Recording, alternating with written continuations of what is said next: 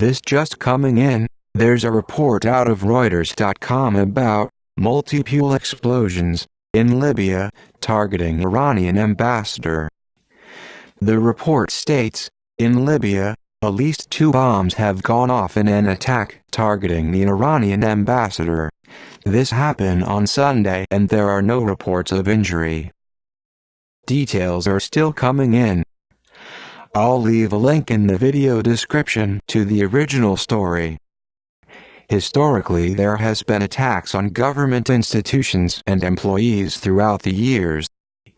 For more information on this and other stories, please subscribe to my YouTube channel, and for the most up-to-date news add me on Twitter, all one word, @GlobalPostWatch. Thank you.